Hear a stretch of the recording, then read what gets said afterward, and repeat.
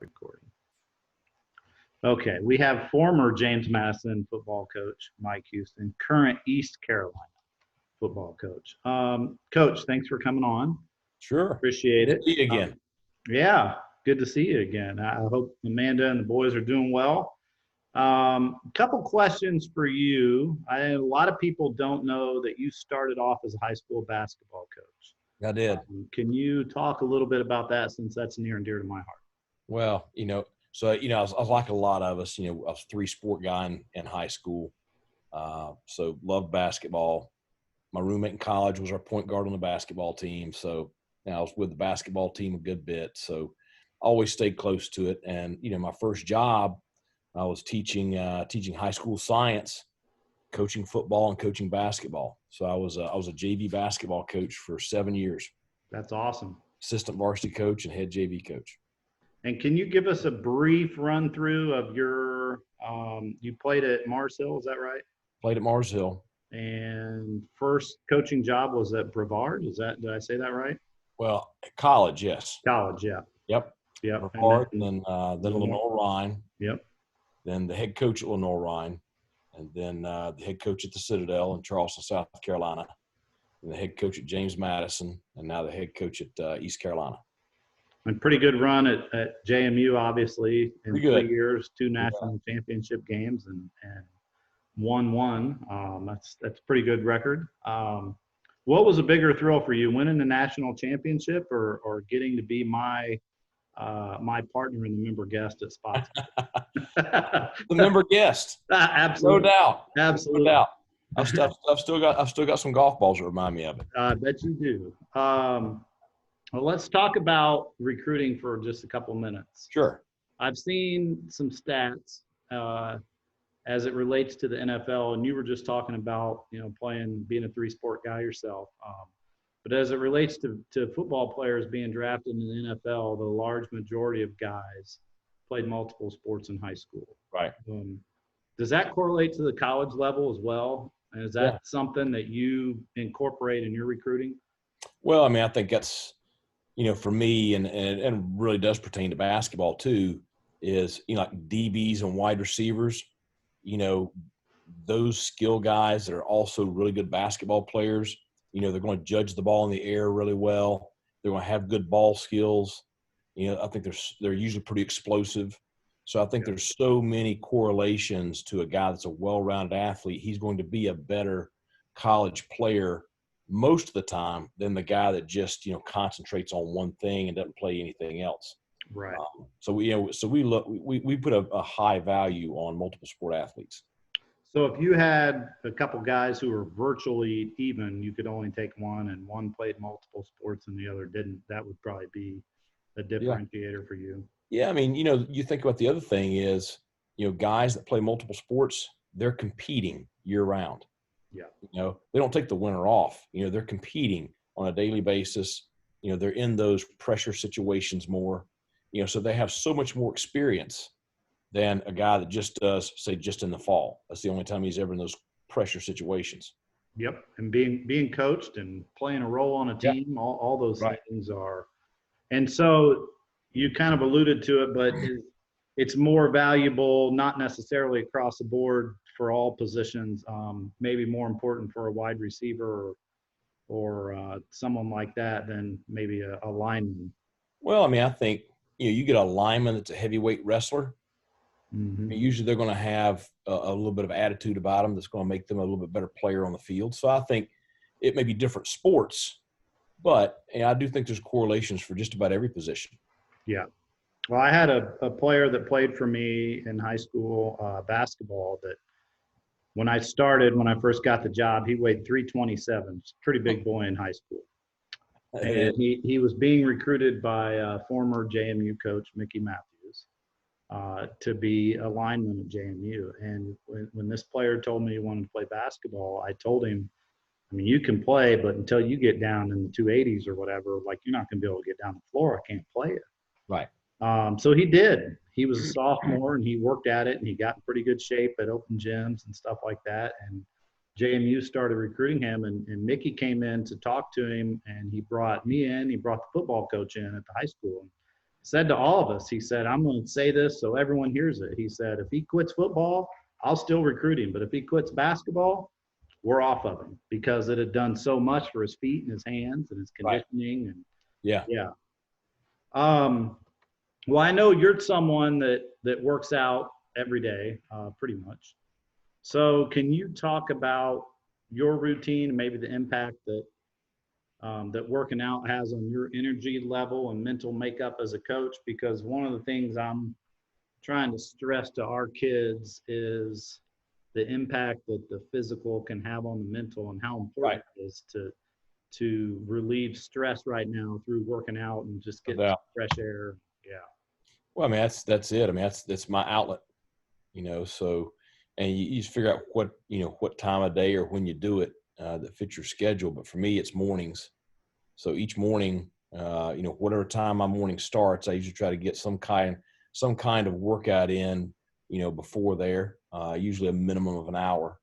But it's, that's my outlet. Yeah. I like getting a good sweat. It makes me feel better about myself. It gives me a positive start to the day. It allows me to eat the way I want to. Right. So, important. But yeah, and in season, it's hard because we do start so early. But even still, that's your stress reliever. And no matter how hectic your day gets, you started it off with something that kind of, decompressed you a little bit. So, and in addition, it keeps your body weight in check, keeps your heart strong, circulatory system, strong. It's going to help you over time, just be more fit, be able to battle off some things a little bit better as we all start to age.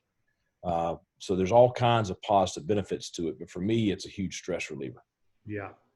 Has your routine varied much with this, or you might get in the weight room, but have you started a new routine at all out of necessity, like doing more stuff at home or anything like that? Yeah, I mean, I'll do a variety of things for my cardio and try to be outside as much as possible. But it's kind of put a damper on your daily routine. So a lot more body weight stuff for the resistance stuff. I have a road bike, so I've kind of got back into that pretty good, for my leg workout and some cardio stuff. Running. I may have to find someone in your cul-de-sac, see if I can get a picture of you riding around on that bicycle. No doubt. Why not? I do it early before everybody gets up. That's smart.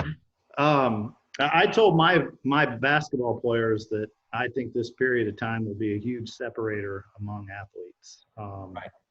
Some will come out better, but many, I believe, will come out on the worse end, right, than they were going in. And part of it's no one's there to organize everything for them. No one's there to push them. No one's there to hold them accountable to a standard. Right. Have you talked to I'm sure you've talked to your players about that, and what kind of things are you guys giving them to do? I know you talked before we started recording about your strength and conditioning coaches on them. Like what's going on there? How many players do you have? 100? So we have 115. Oh my gosh. That counts the incoming high school seniors. We had 86 here on campus this spring. And so, with all those guys, number one, you're right. And we talked about it. We had a team meeting yesterday. We had a Zoom team meeting. So we had, 100 people on there. That's the max you can do on a Zoom meeting. So we had all of our returning players and some of our staff on there. But we talked about, we're all in the same boat right now. Every college football program in the country is in the same situation. And so right now for us, the more we can do right now, this is the one time that we might be able to gain an advantage on our opponents, because we're all going to get the same, summer conditioning when we come back. Mm-hmm. We're all going to get the same number of preseason camp practices. So, when we come back, everything is equal. But right now, we might be able to gain an advantage. And so that's what we're trying to stress to the players is right now you're working towards having an advantage on your opponent when we do come back. Our strength and conditioning staff, they've done a great job. We have 5 full-time strength coaches, a head strength coach and 4 assistants. They kind of, at the very beginning of this, they kind of polled each player as to what accessibility they have. Some of them might have some kind of a gym in their garage. Some of them have access to a private training facility.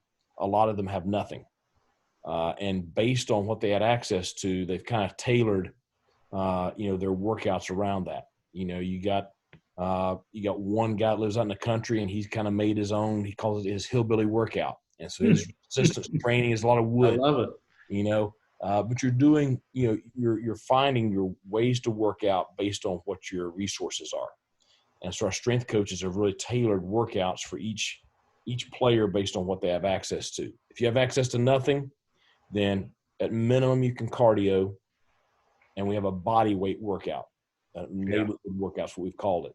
And so it's a combination of body weight squats, lunges, push-ups, find something to use as a pull-up apparatus, using milk jugs full of water as kind of a weight, anything that you can find around, just being creative to kind of find a way to make your own kind of gym. Now, is it as good as what we would have here? No, but we have a $1 million weight room here. It's a top of the line training facility. You don't have that, so it's not as good as here, but it's better than nothing. Yeah. Nutrition wise, are you holding them accountable to some stuff as well, or? We're trying to. It's we have a nutritionist on staff, and so she's constantly in contact with them. We've been able to continue to supply them with their board checks, so that they have a check coming in for to use to go to the grocery store and buy nutrition.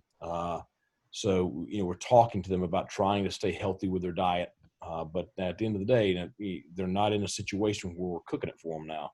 We have a training table here to where everything's prepared healthy. It's prepared for them. You can monitor what they're eating. So, we're just, biggest thing, our focus is trying to make sure that they're in a safe environment, that they have the necessities they need to be able to function at a fairly healthy level, and that, they're really, not putting themselves in harm's way in any type manner. Yeah. Two more for you. I appreciate your time. Sure. Coaches' families make just a huge amount of sacrifice. During the season, you probably spend more time with other people's kids than you do your own. Oh, no doubt. How are you as a family and as a dad using this time to do some things that you would never normally be able to do? I mean, your kids, I'm sure, are home from school, and you guys are all together. So how are you using this as a dad to do some things that you would never get to do? That's probably been the biggest positive. Throughout the season, there'll be some weeks I see the kids 2 nights a week, and that's it. And it's late, right before bed when we see them then. So, this has forced everybody to slow down, so we'll have movie night a couple of nights a week, where we play baseball in the backyard. My 11-year-old, he's a basketball nut. And so, I've actually brought him over here to the auditorium, and we've shot basketball in there in the arena. Play out in the driveway on the hoop out there. So it's given us a lot of time in the evenings. They do their schoolwork with my wife during the day. I do my work here with East Carolina during the day, and then our evenings are really family oriented. So that's been probably the biggest positive of all this, is forcing everybody to slow down. Yeah, your kids are at a great age for you guys to be able to hang out, do some stuff. Let Amanda know that I'm here for emotional support if she needs it, being home all the time. But I want to see video of those jump shots that you have to send me. It's coming around. I'm encouraging his ball handling. Good. Yeah, the only thing is you got to help me with, he gets his left hand too much on the front of the ball instead of on the side, Kind of pushing it down into. Yeah, I mean, he's got a good little shot and a good motion, got good rhythm, but that left hand, he gets it. I need one of those old balls that have the hands, drawn on the ball. Yep. To help him train that left hand. So you got to find the middle of the ball. If you can't find the middle of the ball, then it's coming off the sides, and you need that other hand to hold it in there. Right. So last one, I'll put you on the spot with this one, but I like to do, we do a devotional before our games, I like to put my players on the spot with, and tell me, and from your life, a hero, a hardship, and a highlight. Wow. So one of your heroes from your life could be a coaching mentor or anything else, something you've had to overcome as a hardship, and then something that's a highlight for you.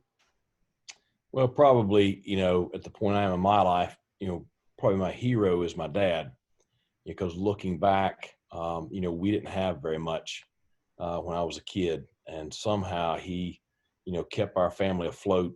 He built our house with his own hands. I mean, he'd buy whatever he could buy each week at the end of the week, and he'd work all weekend, and it took him a couple of years, but he built the house that I grew up in. Wow. And you see just the sacrifices he made to ensure that we had a quality home life. And you don't realize what you don't have when you're that age. Mm-hmm. Looking back now, you realize just how tough it was for him. But because of all the things that he sacrificed for, it gave me a solid upbringing, gave me the ability to be prepared to go to college. Hardship that I've been through is probably, along the same lines. I'm the only member of my family to ever go to college, the only college graduate, obviously. If it wasn't for the sport of football, I would not have had that opportunity. So having to overcome not having any advantages when it comes to those things. I graduated from college, and it's, you're on your own and starting from scratch. I was not the son of a college football coach that got handed a GA spot Mm-hmm. and an assistant coaching job, right out of college. I had to kind of work my way through everything to get to where I am. But I think that's made me more appreciative of each job I've had. Each job I've had, I would say, this is the best job I've ever had, because at that time it is. And I think, sometimes you can be thrust upon a situation and given a lot in the beginning. You don't have to work for it, and you don't really appreciate just how good you have it. So, what was the third thing? Highlight. Certainly one highlight is winning the national championship. Yeah, I think that's a pretty good one. Exhilarating, Other highlights, are the family, the birth of my two sons, Amanda. So I think those are my highlights. Well, we miss you here in the Harrisonburg area, and that's not a slight to the coaches that are there now or anything else. That's just a personal thing. As a friend, I miss having you around. I miss having you as a coaching mentor, but I know you're always available, phone call away, and I appreciate you taking the time to get on with us today. There's a lot of kids that I think can benefit from hearing this stuff, so we appreciate it. Well, it's a great place. Harrisonburg's a place that's near and dear to my wife and I, and we'll always have great memories of it. But at least you're safe from the beatings that you and Randy took from me and King on the golf course. I don't remember coming out on the wrong end of any of those, but I could be wrong. I appreciate it, Coach. Great to see you. You too, man. Thanks. Take care. Love you.